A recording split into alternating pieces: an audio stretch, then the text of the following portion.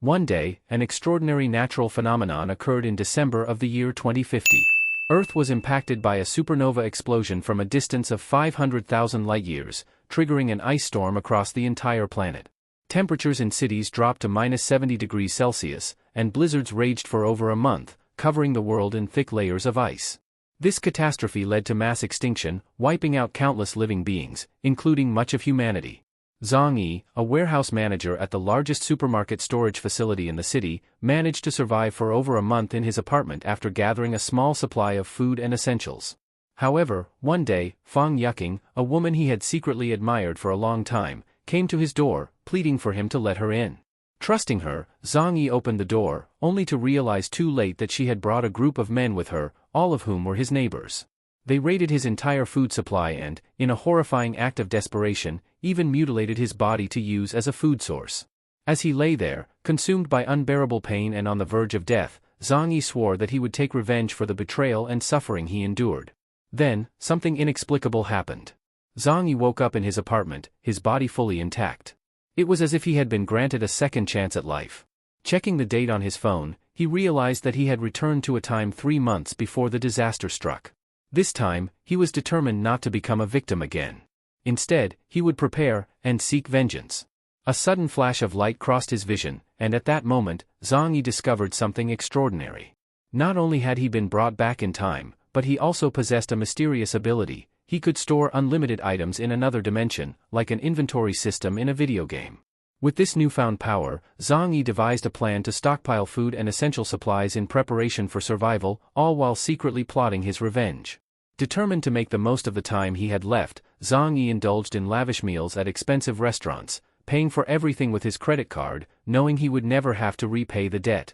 As he exited a restaurant, he unexpectedly ran into Fanqie and her friend, the same deceitful woman who had betrayed him in his past life, even severing his hand for food. Putting on an act, Zhang Yi pretended to be friendly, inviting Yuking and her friend to go shopping with him while keeping his true intentions hidden.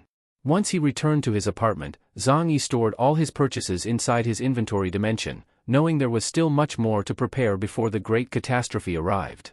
He realized that, beyond food and supplies, he also needed weapons to defend himself when the time came. The next day, Zhang Yi retrieved food from his storage and made a startling discovery: any item stored within his dimensional space would remain perfectly preserved, never spoiling. Taking advantage of this, he ordered thousands of catering portions for immediate delivery under the pretense of hosting a massive banquet. Then, Zhang Yi took his apartment ownership certificate and pawned it, along with all of his valuable possessions, securing a massive loan. He knew that once the freezing apocalypse arrived, money would become worthless. By the end of his preparations, he had successfully gathered 9 million yuan, equivalent to nearly $2 million. Zhang Yi immediately began his preparations. He contacted the best security company to transform his home into a reinforced fortress, installing bulletproof glass, an advanced heating and air filtration system, 360-degree surveillance cameras, and a steel vault door. He also requested access to firearms, which surprised the manager but was ultimately approved. After making the down payment, Zhang Yi proceeded to a hunting club, where he purchased hunting equipment and a bow as a weapon. Upon returning to his apartment lobby, he found his massive food order had arrived. The sheer number of delivery trucks drew the attention of many people, including Fanqie. Wasting no time, Zhang Yi swiftly stored everything inside his dimensional storage, ensuring it would remain safe for years to come. The next day, construction workers began renovating his apartment, transforming it into an impenetrable steel fortress. His neighbors watched in confusion and curiosity, but Zhang Yi remained focused, knowing they would understand the truth soon enough. Zhang Yi also purchased large quantities of medicine directly from a pharmaceutical factory, paying an exorbitant price to secure all available stock, even those that had already been reserved by others. His action soon caught the attention of Fanqie, who grew increasingly curious about his large-scale preparations. She contacted Zhang Yi, pretending to be concerned and saying that she missed him. But Zhang Yi ignored her fake affection, leaving her frustrated. Meanwhile, the construction of Zhang Yi's fortress was finally completed, now equipped with surveillance systems on every floor of the building. Satisfied with the results, he knew he wouldn't have to worry about repaying his debts. Soon, the world would descend into chaos. His final shipment arrived, fresh drinking water, delivered by Pamanu, one of the few neighbors who had been kind to him in his previous life. Zhang Yi took this opportunity to warn Pamanu about the extreme weather that was coming. Though skeptical, Pamanu decided to start stockpiling supplies just in case. As the days passed, Zhang Yi continued his preparations, purchasing even more resources and practicing archery. One day before the winter apocalypse, the weather began to worsen. While at work, Zhang Yi discreetly added a sedative to his colleagues' drinks. Within minutes, they all fell into a deep sleep, exactly as he had planned. He then disabled the surveillance cameras and swiftly transferred the entire warehouse inventory into his dimensional storage. Including fuel, food, and other essential supplies, Zhang Yi's attention was drawn to the newly arrived cold-resistant gear, designed to withstand extreme temperatures. He quickly stored it away, further perfecting his alibi. To make his deception more convincing, Zhang Yi took a special sleeping pill and lay down among his colleagues. 2 hours later, he was shaken awake by his panicked coworkers. They shouted that all the supplies in the warehouse had vanished. Zhang Yi pretended to be just as shocked, acting as if he had no idea how an entire city's worth of stock could disappear so quickly. His supervisor immediately contacted him, accusing him of orchestrating the theft. However, Zhang Yi denied the allegations, claiming he had no means to pull off such a large-scale robbery. All the staff members were then taken to the police station for questioning, but no leads were found. The police warned them not to leave the city while the investigation was ongoing. Zhang Yi smirked inwardly, leaving the city was the last thing on his mind. In fact, he had no intention of stepping out of his apartment at all. The mysterious disappearance of such a massive supply became headline news. The entire city was baffled. How could an entire stockpile of food and logistics for a whole city vanish without a trace in just 3 hours? On the same day, snow began to fall. Zhang Yi knew that this snowfall signaled the beginning of the great winter apocalypse. He hurried back to his apartment. 3 days later, the catastrophe struck without warning. The shockwave from the supernova explosion unleashed disaster upon the Earth, causing temperatures to plummet drastically overnight. Watching the snow fall from his apartment window, Zhang Yi knew that this time, the story would unfold differently. As the thick snow began covering the city, the residents of his apartment complex grew restless. Zhang Yi, observing the situation, understood that for many of them, this might be the last snowfall they would ever see. He knew the blizzard would last a long time, and not many would survive. By the second day, the snow had piled up over a meter high, blocking the entrances to the apartment complex, making it impossible for residents to leave. The extreme cold left many shivering, even with their heaters running at full power. But Zhang Yi remained comfortable in his well-heated apartment. He was soon awakened by a phone call from Fanqie, asking what was happening. Zhang Yi responded coldly, offering no answers before hanging up. Shortly after, Fanqie shamelessly sent a message, begging Zhang Yi to send her food. She knew he had stockpiled large amounts of supplies and was desperate. In response, Zhang Yi simply sent her a photo of the luxurious meat dishes and fine wine he was about to enjoy. Fanqie then said she would accompany Zhang Yi for a meal. However, Zhang Yi sarcastically refused, saying that if she wanted to eat, she could buy her own food. He then turned off his phone. As he enjoyed his meal, Zhang Yi noticed something happening through his surveillance cameras. On the screen, he saw Tianlin, the building manager, addressing the residents. He assured them that the snowstorm would soon subside and warned against food hoarding, threatening to report anyone who did so to the police. Deciding to stir the situation, Zhang Yi went down to the crowd. He deliberately challenged Tianlin by asking how he could be so sure that the snowstorm would stop soon. His question sparked concern among the residents, who then pressured Tianlin, demanding that they be allowed to stockpile supplies or that he take responsibility if things worsened. Tianlin insisted that the building management was working with the city authorities and that everything was under control. Attempting to shift the blame, Tianlin accused Zhang Yi of provoking unnecessary panic. But Zhang Yi remained indifferent. He calmly walked away, returning to the safety of his apartment, leaving the chaos behind. A week passed. The snow continued to pile up around the apartment complex. Unable to bear the worsening conditions, Tianlin approached Zhang Yi, asking for his help in clearing the snow from the entrance. Zhang Yi refused, calling the effort pointless. This only angered Tianlin further. Tianlin then claimed that the request came from the neighborhood committee and that it had to be followed. Zhang Yi sarcastically suggested that Tianlin ask Chen Zhang, the construction boss, or Su Hao, a wealthy man who could afford to pay others to do the work if he didn't want to do it himself. Deep inside, Zhang Yi knew that Chen Zhang and Su Hao were among those who had looted his apartment and tortured him in his past life. Tianlin looked frustrated. He then turned to the group chat, asking Chen Zhang and Su Hao for help. Chen Zhang, upon seeing the message, became furious, while Su Hao ignored it, claiming he was too busy. This only made Tianlin more frustrated, and he once again blamed Zhang Yi for the situation. Tired of the constant disturbance, Tianlin called Zhang Yi directly. Zhang Yi, now truly annoyed, coldly threatened to kill him if he continued to be a nuisance. His words left Tianlin trembling in fear. Shortly after, Chenzeng appeared at Zhang Yi's door, furious. He accused Zhang Yi of acting arrogant and defying him. As Chenzeng banged on the door, shouting threats, Zhang Yi calmly picked up his bow. Then, through a concealed opening in the door, he loosed an arrow. The arrow struck Chenzeng's shin, sending him crashing to the ground with a scream of agony. From the peephole of his apartment door, Zhang Yi watched him struggle. Chenzeng was stunned by Zhang Yi's boldness. The weak-looking young man he had underestimated turned out to be dangerous. In the freezing cold, Chenzeng attempted to call emergency services, but the extreme weather conditions made it impossible.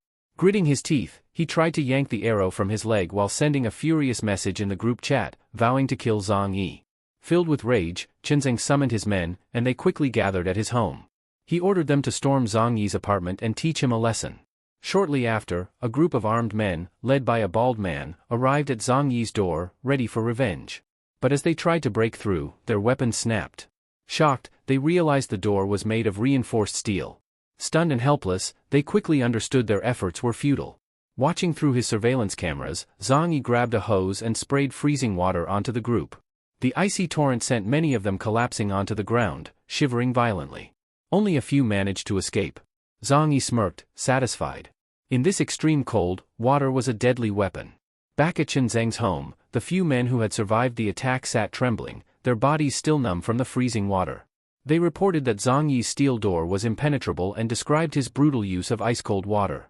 Furious, Chenzeng ordered his men to stake out Zhang Yi's apartment and capture him the moment he stepped outside. Meanwhile, in the apartment complex, Pamanu led a group of residents in an attempt to clear the snow blocking the entrance. They hoped to find a path to the supermarket. But before long, they gave up, the work was too exhausting. Zhang Yi watched from his apartment, convinced that no human effort could stand against the merciless snow now burying the world. News reports on television detailed the government's efforts to handle the disaster. But Zhang Yi knew the truth, 95% of the world's population would freeze to death in this catastrophe. Just then, a message arrived from Fanqie. She complained that her food supplies were running low and asked Zhang Yi to share some of his. Zhang Yi responded by sending her a picture of the lobster he was about to eat. Fanqie was furious and deeply disappointed. Her best friend, who had been watching, called Zhang Yi and accused him of making Fanqie sad, demanding that he take responsibility. Zhang Yi saw it as nothing more than petty drama. He replied with an indifferent message, which only made the friend angrier. Realizing Zhang Yi was a lost cause, Fanqie and her friend began considering other men, ones who would be easier to manipulate. Fanqie then contacted Chou Peng, a young man hopelessly infatuated with her. Desperate to please her, Chou Peng rushed over and handed her his food supplies. He told her it was everything he had. Her friend quickly shut the door, cutting off Cheng before he could say more. Fanqie didn't care. Her only concern now was finding a way to get back at Zhang Yi. As the days passed, the snowfall grew heavier. Meanwhile, Zhang Yi calmly enjoyed his meals, waiting for the inevitable chaos to unfold. Then, it happened. The electricity and water supply were cut off. The apartment building descended into despair. Residents began emerging from their units, asking if anyone had backup power. The heating systems had failed, and the icy chill seeped into their homes. Even under thick blankets, the cold was unbearable, capable of freezing a person to death. Zhang Yi, having just finished his meal, casually turned on the generator he had taken from the warehouse. Outside, the world was falling apart. He knew survival now demanded any means necessary. Meanwhile, Tianlin, a member of the neighborhood committee, shivered as he held his grandson close. His eyes widened in shock as he read a message in the city authorities' group chat. The snowstorm wasn't just a local disaster, it was global. Entire cities had already suffered massive losses. The message urged everyone to gather as many supplies as possible before it was too late. Seeing an opportunity, Tianlin acted immediately. He sent a message to the apartment residents, assuring them that the crisis was only temporary and that authorities were handling the situation. He then claimed that, under orders from the neighborhood committee, all supplies needed to be collected for redistribution. Every resident was required to hand over their food and resources to him for fair distribution. Anyone who refused would be reported to the police. Tianlin's announcement sparked discontent, especially from Chenzeng, who felt uneasy. But he also knew that orders from the police were not to be ignored. Zhang Yi smirked as he read the message. Tianlin had done the same thing in his previous life. Soon after, Tianlin called Zhang Yi, demanding that he hand over his food.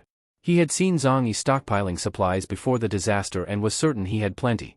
But Zhang Yi responded with sarcasm, claiming he had run out of food. He even asked Tianlin to bring him some instant noodles if he managed to collect anything. Tianlin nearly fainted from anger. Zhang Yi's response had completely ruined his plan. But then, he took a deep breath, forcing himself to stay calm. He knew that he and his grandson might have to rely on Zhang Yi in the future. Regaining his composure, he began plotting his next move. Food had become the most valuable asset in this new world, and Tianlin was determined to seize control of as much of it as possible. He would manipulate the other residents, one way or another. Not long after, Zhang Yi watched through his surveillance cameras as Tianlin successfully gathered supplies from the residents who still trusted him. Zhang Yi scoffed. Anyone who believed Tianlin was a fool. The weather would only get worse, and food would become even scarcer. Soon, complaints started flooding the apartment group chat. Residents were demanding to know when the food distribution would begin, as many had already run out of supplies. Tianlin silently read their messages without replying. In his heart, he knew. All of these supplies now belonged to him. Just then, his grandson spoke up, telling him his phone was ringing. Tianlin glanced at the screen, startled to see Chenzeng calling him. "Impressive trick you pulled," Chenzeng said, his tone laced with amusement. But Tianlin quickly made excuses, claiming he was still organizing the supplies. Chenzeng wasn't interested in excuses.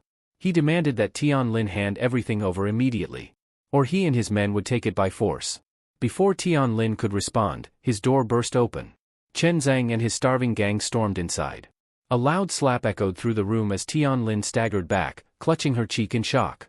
In this chaos, there was no more law. Zhang Yi observed everything through his cameras, contemplating whether he should share the footage in the group chat. He was curious to see how the other residents would react. Tianlin fell to her knees, pleading with Chenzeng to spare some food for her and her grandson. But Chenzeng merely smirked before kicking her aside. Her grandson, terrified, tried to defend her. He grabbed a knife and stabbed one of Chenzeng's men. But before he could do any real damage, he was kicked across the room and knocked unconscious. The rest of the gang erupted in laughter. Chenzeng showed no mercy. To him, the old woman deserved this.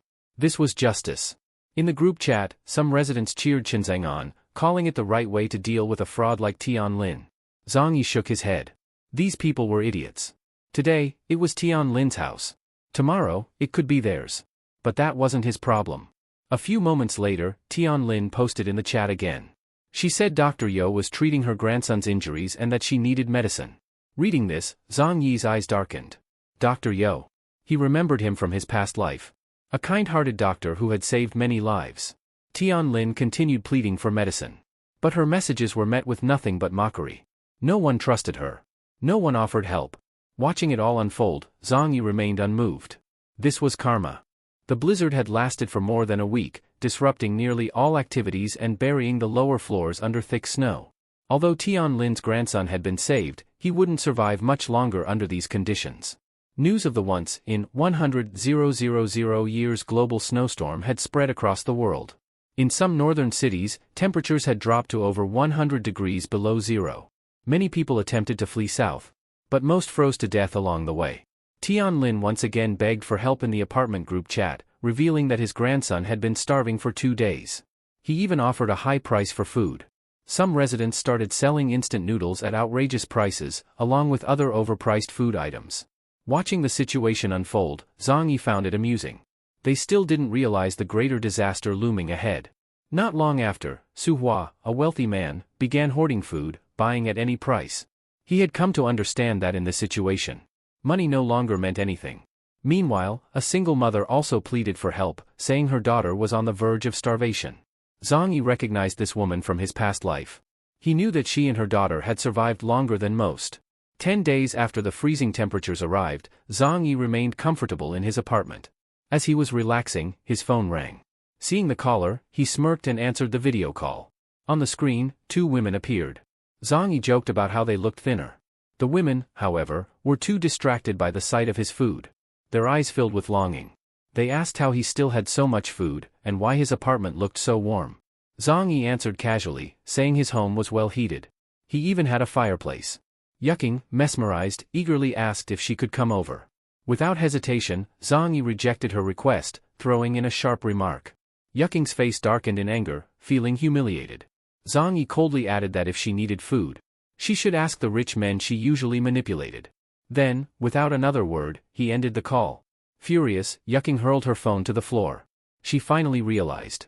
The man she once saw as a fool had become far sharper than she ever expected.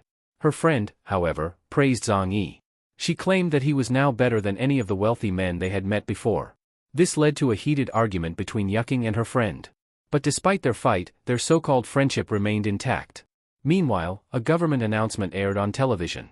The crisis was worsening. Electricity would now only be available at night. And even then, at a low voltage. The main power plants had failed. And everyone was urged to conserve energy.